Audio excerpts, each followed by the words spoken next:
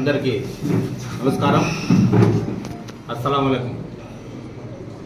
ఈరోజు ఈ press meet పెట్టడానికి కారణం మీకందరికీ తెలుసు. ఇప్పుడే మా సోదరు నాగరాజన్ గారు చెప్పినారు. దీని గురించి ఎక్కువ చెప్తే కూడా ఊరికే పాపం మీకు ప్రెస్ వాళ్ళు కూడా కెమెరాలు పట్టుకొని చేయి నొప్పి. ఎందుకంటే ప్రజలందరికీ తెలుసు. కానీ చెప్పకపోతే ప్రజలు ఆయన చెప్పింది నిజమేమో అని అర్థం చేసుకుంటారని, ఏ విధంగా మీరు అర్థం చేసుకోవాలి అని ప్రజలకు వివరించేదానికి ఈ ప్రెస్ మీట్. అదేదో మొన్న పద్మనాభ స్వామి గుడి, మళ్ళీ అది ఇంకొక భగవంతుని గుడి, ఏదో ఒరిస్సాలో పూరి జగన్నాథ గుడి మాదిరి తలుపు తెరిస్తే ఏమో ఉండదనేసి ప్రజలకు తెలిసిపోతుందని ఈ జనతా బజార్ చైర్మన్, ఇప్పుడున్న చైర్మన్ గారు భయపడుతున్నారు. మీకెందుకండి భయము? మీరు తప్పు చేయనప్పుడు మీరు ఎందుకు భయపడుతున్నారు? అది బీగాలు పారేయండి. మీ పీరియడ్ అయిపోయింది కదా. 2016లో మీరు పోయేసి అమర్నాథ్ రెడ్డి గారిని అడుక్కునేది వాస్తవం కాదా? నేనే ఉంటాను, నన్ను ప్రొడవం చేయనేసి. ఆ తర్వాత మళ్ళీ వచ్చిన ప్రభుత్వంలో ఆ ఎమ్మెల్యే గారి దగ్గర పోయేసి అడుక్కొని వాళ్ళ కాళ్ళు పట్టుకొని వీళ్ళు చేతులు పట్టుకొని అడుక్కుని పెట్టుకుని వాస్తవం కాదా? దాంట్లో ఏమీ లేకపోతే, మీరేమి తినకపోతే, దాంట్లో ఆ జనతా బజార్లో డబ్బులు మీరు తినకపోతే, డైరెక్ట్ క్వశ్చన్, దాంట్లో మీరు ఎంత తిన్నారు అంతెందుకండి? జనతా బజార్లో ఉండే షేర్ హోల్డర్లు కూడా, జనతా బజార్ డైరెక్టర్లు కూడా ఏం జరుగుతా ఉంది అనేది ఎవరికి తెలియదు. సంవత్సరానికి ఒకసారి పిలుస్తాం, ఆ షేర్ హోల్డర్లు అందరికి కూడా ఒక కాయిన్ ఇస్తాం. ఆ కాయిన్ కూడా ఎవరు ఇస్తారు? ఎవరో ఒకరు నీ జనతా బజార్లో సరుకులు ఇస్తారు కదా, డీలరు, ఏజెన్సీ, వాళ్ళు ఇస్తే అది నువ్వు ఇస్తావు. అంతెందుకు ఇంత ముందు కూడా చెప్పినాను, నీ జనతా బజార్లో నువ్వు ఖాళీ సంచులు అమ్మే లెక్క తీసుకుంటే పూర్తిగా సిబిఐ ఎంక్వైరీ వేసి అప్పుడు తెలుసు నీ బండారం. ఎందుకు భయపడుతున్నావు? అందరూ రాజీనామా చేయలే. ఇనామినేట్ పోస్టులో ఉండే వాళ్ళు ప్రతి ఒక్కరు కూడా ప్రభుత్వం మారతానే రాజీనామా చేసి అటు బయట రాలా. వాళ్ళు ఏం చేయలేదు. నువ్వు బయట వస్తే, ఇంకో లోపల వస్తే ఏమి జరిగింది, నువ్వు కరెక్ట్ అన్నాడా నువ్వు కాదా వాడు తెలుస్తాడు. వాడు రాకపోతే నువ్వే వచ్చేసి మళ్ళీ కోర్టుకు పోయేది, మళ్ళీ స్టే తెచ్చుకునేది. మళ్ళీ ఎందుకు? నేను అమర్నాథ్ దగ్గర మళ్ళీ నేను పార్టీలో చేరిపోతా, మళ్ళీ నేతో ఉంటా, నాకు మళ్ళీ జనతా బజార్ అడుగు. అదేదో అమ్మాయి చేతిలో చేయి పెడతాడంట. అమ్మాయి చేతిలో చేయి పెడితే మనం ఫస్ట్లో బ్రహ్మాండంగా అమెరికాలో అల్లుడు ఉన్నాడు, సంవత్సరానికి 10 లక్షలు, 1 కోటి రూపాయలు, 10 కోట్లు సంపాదించడం అనేసి మనము ఒక అమ్మాయి చేత బైక్ పెడతాం. ఇట్లా వాడు దుర్మార్గుడు ఉంటాడు, వాడు దుష్టుడు ఉంటాడు, వాడు తాగుబోతుంటాడు, వాడు ఆటలాడేవాడు ఉంటాడు. మాకు తెలుస్తుందా? పెళ్లి చేసినాక వాడు సంసారం చేస్తే మన అమ్మాయి చెప్తుంది నా మొగుడు కరెక్టా కాదా అనేసి. ఎవరు చెప్పాలా? ఒక చేతి పెడితే కదా. అది పెట్టకపోతే నువ్వు భయపడతా ఉంటా. ఎందుకు? నీలో అన్ని తప్పులు, జనతా బజార్లో అన్ని లెక్క తప్పులు, నువ్వు అడంతా మింగేస్తా ఉన్నావు. నువ్వు తప్పు చేయనప్పుడు నువ్వు ఎందుకు భయపడుతున్నావు? నువ్వు మళ్ళీ ఎందుకు స్టే తెచ్చినావు? స్టే డబ్బులు నీవు కాదా? నీ డబ్బు ఎందుకు వేస్ట్ చేస్తావు? ఏదో మన స్పెషల్ ఆఫీసర్ వచ్చినాడు, విజయవాడకు పోయినాడు, 10,000 రూపాయలు ఖర్చు పెట్టినావు. నువ్వు ఎందుకు ఎంత డబ్బు ఖర్చు పెట్టినావు స్టే తెచ్చేదానికి? అది చెప్పు. అది చెప్పలా, అది చెప్పవు. ఎందుకు చెప్పవు? ప్రజలను అడగాలి. నువ్వు ఒక్క మీటింగ్లో ఉన్నా ఇది నా కలెక్షన్, ఇది నా ఖర్చు, ఇది నా కమిషన్ అని చెప్పినావా? అంతెందుకు ఏజెన్సీ వాళ్ళు చెప్తున్నారు బయట వచ్చి, మేము ఈ సరుకులు ఇన్ని లక్షల రూపాయలు కొంటే మేము ఇంత కమిషన్ ఇస్తున్నాము అంటున్నారు. తెలియదు ఎవరికిలే. అదేమో చెప్పాడు గురిగింజ కింద ఉండదు, ఎవరు తెలియదు అనేసి. అందరికీ తెలుసు గురిగింజ తిప్పితే నల్లగా ఉంటుంది అనేసి. ఆ మాదిరి మీరు కరెక్ట్ అయ్యేవాళ్ళైతే రాజీనామా చేసి బయట రాన్నా, ఎలక్షన్ నడిపిస్తాము, వచ్చినాడు ఉంటాడో ఇంకోటి చేస్తే తెలియదు, లేదు మేము ఇంకోటి ఇస్తాము, ఒక 6 నెలల సంవత్సరం ఇన్ఛార్జ్ చేస్తాము, నడిపిస్తాము, ఆడేముందు భయగతం బయట తీస్తాము. లేనప్పుడు ఎందుకు భయపడతావు? నువ్వు భయపడని అవసరం ఏముంది? ప్రజలందరికీ నమస్కారము. ఈ అందరూ ఈ 1-2 నొక్కుళ్ళకి ఎవరు నమ్మద్దండి. నొక్కే టైం వస్తుంది. మొన్న ఏ విధంగా నొక్కినారో ఆ మొదలు మళ్ళీ ప్రజలు నొక్కుతారు. నీదేముందో బయట వేస్తారు. అందరికి నమస్కారం. జై హింద్. అందరికీ నమస్కారం. ఈరోజు జనతా బజార్ గురించి ఒక రెండు మాటలు నేను చెప్తా ఉన్నాను. మామూలుగా అయితే ఎలక్షన్ అందరికీ తెలిసిందే, 5 ఏళ్ళకి ఒకసారి జరిపించాలనేసి అని. 2011లో ఎలక్షన్ జరిపిస్తే మళ్ళీ 2016లో కూడా ఎలక్షన్ జరిపించాలా. ఆ రోజు నువ్వు తెలుగుదేశంలో ఉండవనేసి అని అమరనాథ్ పట్టుకున్నావని ఆ రోజు ఎలక్షన్ కూడా నువ్వు జరిపించుకోకుండా అట్లే ఉండవు.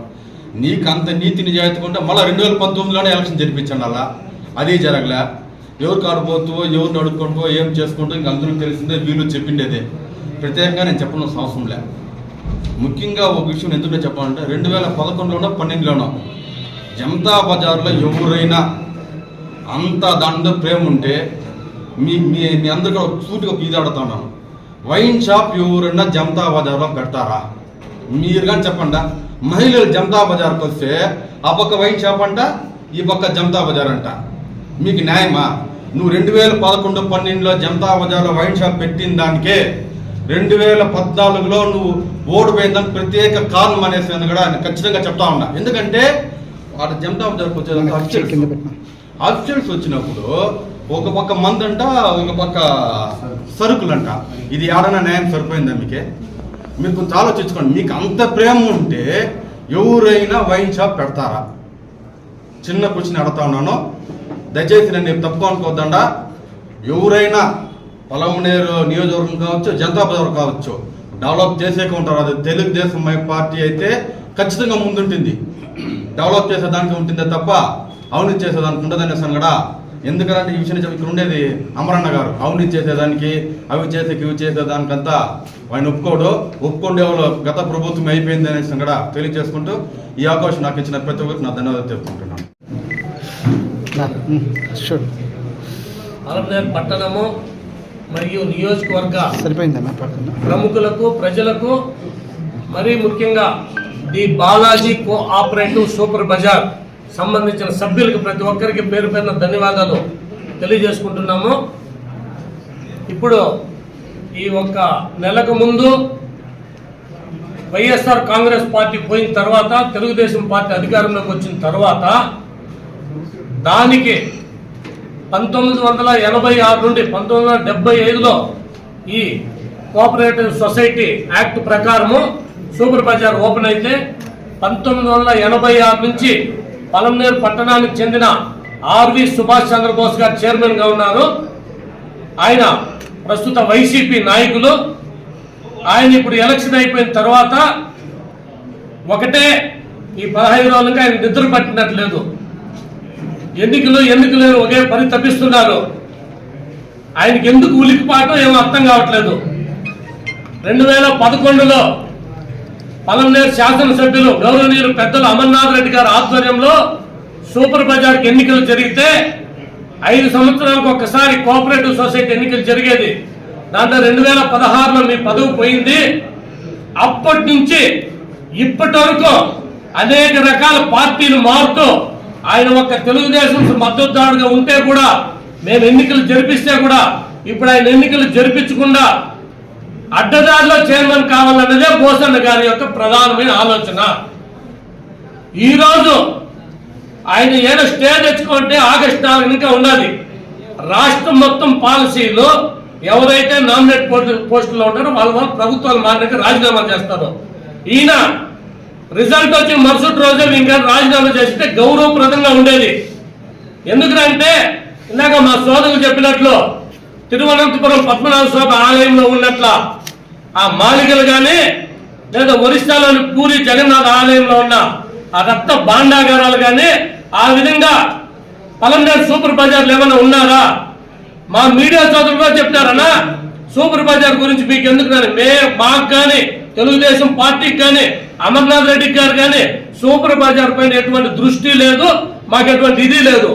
ఈయన ఎవరైతే ఉన్నారో బోసన్న గారు ఈ 15 రోజులు ఇంకా ఆయనకి నిద్ర పట్టకుండా గతంలో పొడిగించేదానికి అమరన్న వాళ్ళంతా ఈ బోసన్న ఉంటే బాగుంటుందని పొడిగించి, మీరు గత ఎమ్మెల్యేకి పొడిగించుకునేదానికి మీరు మంచి ఆమ్యాలు చెల్లించుకుంటూ పొడిగించుకొని ఈరోజు పదవి పడుతున్న ఉద్దేశంతో మీరు ఈ రోజు ఆయన నోటికి ఏదొస్తే అది ప్రెస్ మీట్ లో చెప్తున్నారు.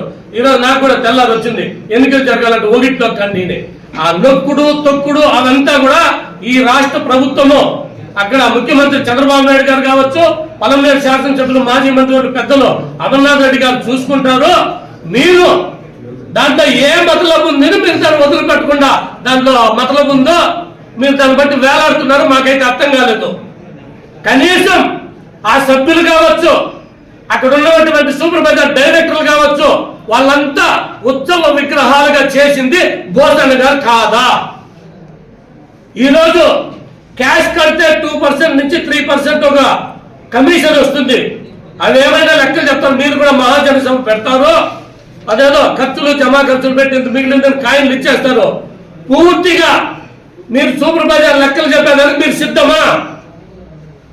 ఈరోజు అదేదో చెప్తాడు. ఈరోజు చంద్రబాబు నాయుడు గారు పాలసీ తెచ్చాడు. గత ప్రభుత్వము ఈ 5 ఏళ్ళు 2019 నుంచి 24 చీకటి రోజులు జరిగినాయి.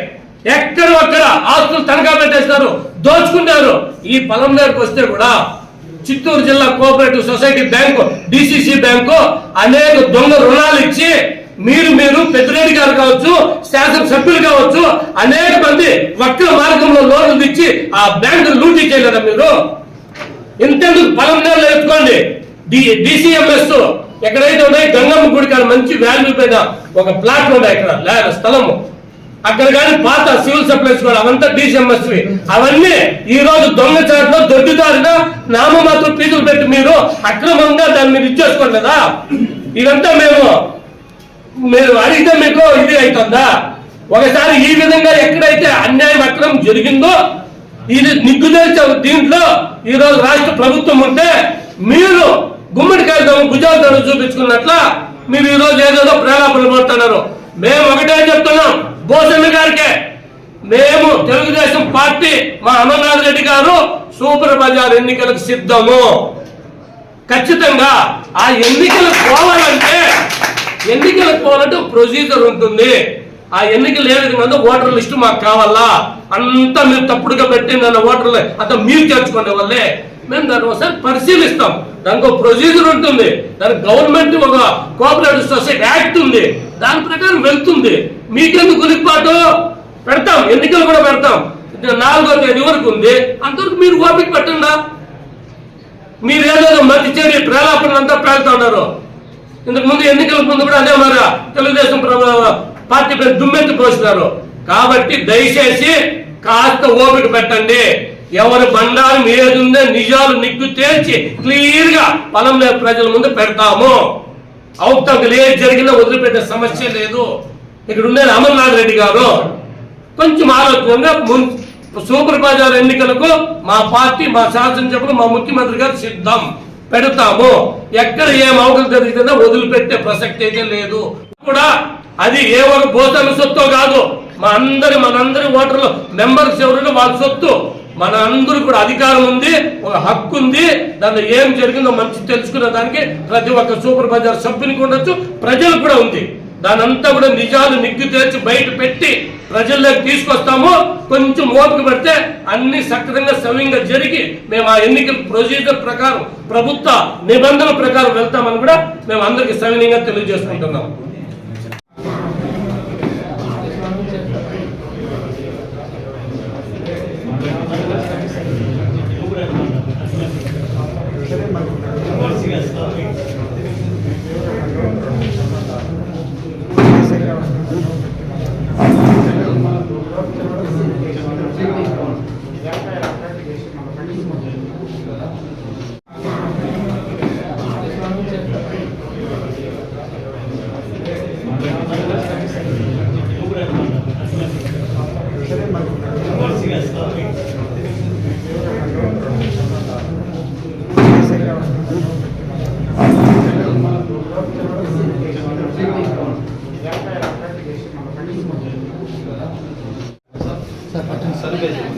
బయట అదే